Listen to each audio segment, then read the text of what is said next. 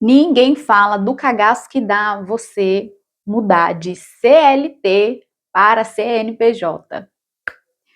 Quem fala sobre isso? Ninguém. Todo mundo fala o quê? Seja chefe de si mesmo, tenha uma empresa, seja dono dos seus horários. Minha gente, mas ninguém fala do cagaço, do medo que dá quando você faz essa transição de CLT para CNPJ ou de um cargo operacional para um cargo de liderança, por exemplo, se você ainda trabalha em uma empresa. Pois é, eu tive que lidar com esse medo. O meu medo principal era me garantir. Sabe aquela coisa de você se garante? Eu me garanto? Pois é, eu me deparei com exatamente esse medo. Quando eu trabalhava como CLT, ou quando eu representava uma empresa, gente, eu era a melhor funcionária do mundo. Eu era a pessoa que vestia a camisa da empresa, que falava, ó, pode confiar que eu me garanto. E de fato, eu realmente, como funcionária, eu me garantia muito, porque eu entregava aquilo que eu prometia em todas as empresas que eu trabalhei. Só que quando eu fiz essa transição, esse é um dos primeiros anos que eu estou nesse momento da minha vida, onde quem negocia sou eu, quem faz as coisas sou eu, quem representa a minha empresa sou eu. E como está sendo um processo. Por quê? Porque o que a gente não entende, muitas vezes, eu me coloquei nesse lugar, eu não entendia muito bem que todas as minhas dores, todas as minhas sombras, todas as questões que eu tinha como Marielle, pessoa física, simplesmente iria migrar para Marielle, pessoa jurídica. Talvez você não pensou nisso, para pensar que tudo isso que você está passando é um reflexo, é um espelho do que a sua pessoa física passa, do que você como humano passa. E a sua empresa, independente do segmento que você atua, ela vai ser esse reflexo. Se você está num cargo de gestão, por exemplo, de liderança, é exatamente a mesma coisa. As suas inseguranças como pessoa vai estar no seu cargo de liderança também. Se você sente insegurança em falar um não, você vai ter dificuldade de falar não como gestora. Se você sente dificuldade em cobrar, você vai ter dificuldade em cobrar os seus colaboradores. É apenas um reflexo. E eu não tinha sacado isso de imediato. E o que foi acontecendo? Eu fui lidando com todas as minhas questões como pessoa jurídica. Exatamente. Eu fui lidando com a frustração de, às vezes, não conseguir um contato, um cliente específico. Ou seja, quando eu era pessoa física, eu fui lidando com as frustrações do dia a dia. Quando eu passei a me intitular CEO da minha própria empresa, eu fui me colocando em situações onde eu precisei, por exemplo, falar um não, onde eu precisei recusar uma proposta que não fazia sentido, e aí eu fui lidando com aquelas inseguranças, com aquele medo de se posicionar. E se eu, antigamente eu tinha esse medo como pessoa, de me posicionar diante de uma situação que às vezes estava desconfortável, o que aconteceu? Quando eu me coloquei como profissional, como uma pessoa CEO, dona da minha própria empresa, isso migrou para esse segmento, migrou para o lado empresarial. Então, a gente não tem essa consciência, eu pelo menos não tinha, eu falo para vocês, estou sendo sincerona aqui, eu não tinha, nem passava pela minha cabeça isso. Eu achei que eu fosse ter o quê? Às vezes um problema em falar precificação, em uma coisa em outra. Mas quando eu me coloquei nesse lugar de sou CEO, sou dona da minha empresa, eu represento a mim mesma. Não tem mais uma organização que vai estar atrás de mim se acontecer alguma merda. Vai ser eu que vou responder por isso. E, gente, isso tudo foi tão assim, sabe quando você cai a ficha, você fala, opa, eu vou ter que me garantir aqui. Olha como são as coisas. Eu já contei isso em algum outro momento, mas a minha dificuldade em estar em cargos de liderança veio muito desse medo. E o que aconteceu? Eu não só hoje estou num cargo de liderança, mas como eu estou no cargo de liderança da minha própria empresa, de todos os segmentos que eu represento. Porque eu falo que eu tenho uma empresa, mas que ela presta vários tipos de serviço. E isso é muito complexo. E esse vídeo é justamente para clarear um pouco aí do que você está passando ou possa vir passar se você, de repente, fazer essa transição de carreira. E aí, como que eu fui lidando com tudo isso, Primeiro ponto foi quando essa consciência surgiu de, bom, você está nesse cargo, você está nessa posição da sua vida, E você agora, o que você tentava escapar ali como pessoa física, simplesmente agora você vai ter que lidar. Então, se você tentava, né, igual no meu caso, eu tentava escapar dessa coisa de me sustentar, né, sustentar esse, eu brinco que é esse cajado, né, sustentar esse cajado, essa coroa aí. Agora você vai ter que se sustentar. Então, o que eu tive que fazer? Eu tive que aumentar a minha capacidade de lidar com conflitos. Eu tive que estudar sobre comunicação não violenta, tanto comigo quanto com os outros. Eu tive que estudar. Então, tudo isso que você vai fazer agora é um trabalho que, se você tentou se afastar da pessoa física, agora você vai ter que fazer com a pessoa jurídica. E uma vai conectar com a outra. Então, a primeira coisa é essa: entenda que o trabalho precisa acontecer na pessoa física. Porque a pessoa jurídica vai ser só um reflexo da pessoa física. O segundo ponto que me ajudou muito foi buscar mentorias, buscar mentores. Não necessariamente você sair na louca, pagando vários cursos, várias mentorias. Não. É você pegar alguém que passou por um processo semelhante ou está hoje num cargo de liderança, que tem essa abertura com você, como foi o meu caso. Eu tenho hoje uma pessoa que esteve durante muito tempo no cargo de liderança e que a gente tem várias trocas. Gente, isso é uma coisa que vai já expandindo o seu campo aí de empreendedora. Observe ao seu redor e veja as pessoas que podem te ajudar. Nem sempre as pessoas que vão poder te ajudar, elas querem que você pague em dinheiro para elas. Liga, calma lá. Lembra que eu falei sobre networking, sobre a gente expandir o nosso campo da prosperidade? Vai uma dica extra aí para você. Prosperidade é você ter o que você precisa quando você precisa. Foi uma das coisas que eu falei para vocês. E quando a gente fala desse lugar de olhar quem pode me ajudar a resolver esse problema, isso também é prosperidade.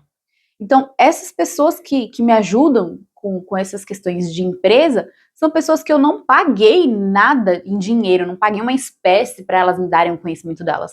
Não. Muitas vezes são pessoas que eu chamo para tomar um café, que a gente tem trocas ali honestas e verdadeiras, porque muitas vezes você tem conhecimentos e coisas que a outra pessoa também pode querer. Isso é uma troca. Você está trocando ali seus conhecimentos com os conhecimentos da outra pessoa, você está trocando às vezes sua energia com a energia da outra pessoa, e nem sempre a questão é dinheiro propriamente dito. Então já amplia o seu campo de visão aí. Voltando, então busque pessoas que passaram pelos mesmos problemas que você, ou que conseguiu lidar ali com a questão que você está envolvida, através da mentoria, através de um aconselhamento. Tenho certeza que vai ter no seu dia a dia. Outro ponto, quando você fala sobre negociação, porque você vai chegar nesse lugar, se você não chegou, você vai chegar. Se você tem dificuldade em falar precificação, como eu já tive dificuldade, por exemplo, em me posicionar, em dar garantias do meu trabalho, o que eu fui identificando? Que dentro de uma negociação eu precisava estabelecer, por exemplo, o mínimo aceitável daquela negociação. O preço mínimo que eu poderia aceitar, o mínimo que eu poderia aceitar da proposta da outra pessoa, o mínimo que eu poderia entregar ali, eu posso garantir que eu entrego isso aqui. Porque como pessoa jurídica, você tem que ter garantias também. O que você entrega? Qual que é a forma de troca ali? Qual que é a coisa que você pode garantir que você vai conseguir entregar? Isso é o autoconhecimento dentro do campo jurídico. Então, identificar qual é o mínimo que você pode entregar e qual é o mínimo que você pode aceitar. Então, por exemplo, eu passei por uma negociação onde era uma outra empresa que precisava dos meus serviços, e essa empresa, maior enrolação, não me dava clareza, e eu, como empresa, precisava de um posicionamento claro dessa outra empresa. Eu estabeleci o meu plano de contingência ali. Qual que é o mínimo que eu posso aceitar de valores dessa empresa? Qual que é o mínimo de prazo que eu posso aceitar? Qual que é o mínimo de recursos? Tudo isso você tem que fazer antes mesmo de se posicionar para essa empresa, porque como empresa você vai ser cobrado também por isso. Não só você cobra, mas você também vai ser cobrado. Então estabeleça um mínimo que você pode aceitar e o mínimo que você pode entregar. Um outro ponto que eu fui observando muito dentro dos meus processos, inclusive eu vou gravar um vídeo só falando sobre isso, foi os meus princípios e valores como pessoa física e os meus princípios e valores como pessoa jurídica. Por mais que você pense, são os mesmos, nem sempre. Nem sempre, porque se você não investiga muito bem as crenças e os princípios e valores que a pessoa física tem, você acaba passando para a empresa. E dentro do campo empresarial, e como uma empresa, e um campo corporativo, nem sempre o que você acredita que é o correto a ser feito vai se aplicar na empresa. Gente, por isso que eu quero gravar só um vídeo falando sobre isso, porque é muito complexo. Eu tenho várias crenças. Para mim, como pessoa física, tinha várias coisas que me faziam ter uma visão de uma pessoa muito boazinha, muito compreensiva, muito passiva, uma pessoa que fugia muitas vezes de conflitos. Imagina esse perfil, eu lidando com esse perfil na pessoa jurídica. Consegue imaginar o caos? Por quê? Porque eu, como pessoa jurídica, falei anteriormente, eu preciso estabelecer prazos, eu preciso estabelecer valores que não sejam. Se a pessoa achar que ela pode me dar menos, eu ir lá e aceitar. Entende como é conflituoso se você não sabe muito bem quais são os seus princípios e valores e se, dependendo do princípio e valor, você vai ter que negociar, porque como pessoa jurídica não cabe. E eu, de fato, tinha muitos princípios e valores que estavam numa polaridade conflitante quando o assunto era pessoa jurídica. Eu tenho uma facilidade de ter uma personalidade um pouco mais agradadora e muito mais flexível como pessoa física, mas já como pessoa jurídica não cabe em certos contextos. Então foi muito desafiador lidar com esse lugar de vamos ter que mexer umas coisinhas aí. Mas se eu não mexesse, eu não conseguiria me sustentar. E é uma dica bônus aqui para você que está vivenciando isso como vivenciei. Lide com tudo isso de uma forma o mais leve possível. Por que eu digo o mais leve possível? Porque já é um peso muito grande você fazer essa migração, porque é diferente quando você é funcionária. Você sabe que se você errar, você tem um respaldo. Você sabe que, né? Eu, pelo menos, sabia que tinha alguém para me ajudar a corrigir, às vezes, um erro. Não que não tenha, né? Mas, novamente, é você representando você mesma, você representando uma marca. Então já é muito complexo. Se você coloca um peso ainda maior, como eu coloquei no início, de fato, pelas minhas questões, como eu já falei para vocês, sobre o perfeccionismo e essa coisa de querer entregar o meu máximo, vai se tornando uma coisa insustentável. E muitas pessoas desistem da sua própria empresa porque é tanta sobrecarga alimentar, é tanto estresse, que você deixa de ter aquilo como um sonho e passa a ter aquilo como uma coisa sufocante. E não é esse lugar que a gente quer estar quando tem uma empresa. Não era esse lugar que eu queria estar quando eu iniciei essa transição. Então, por isso que eu falo para vocês. Para mim, por exemplo, uma coisa que me ajuda muito é escrever. Eu falo, né? Eu brinco que eu falo com a minha parte mais poderosa, que é a minha parte que realmente é a que sustenta tudo. Eu tenho uma parte minha que assim, né? Eu brinco que já até se apresentou para mim através de algumas meditações, algumas coisas, que é a minha parte mais forte no sentido não de aguentar tudo sobrecarga, mas é aquela minha força interna que acredita tanto na capacidade que ela sustenta realmente a pessoa que é. Eu tenho essa parte minha que eu brinco que é a que sustenta segurando o cajado na mão. E eu converso muito com essa parte, eu peço, né, direcionamento, eu peço força, e que nada mais é do que a nossa centelha divina, né?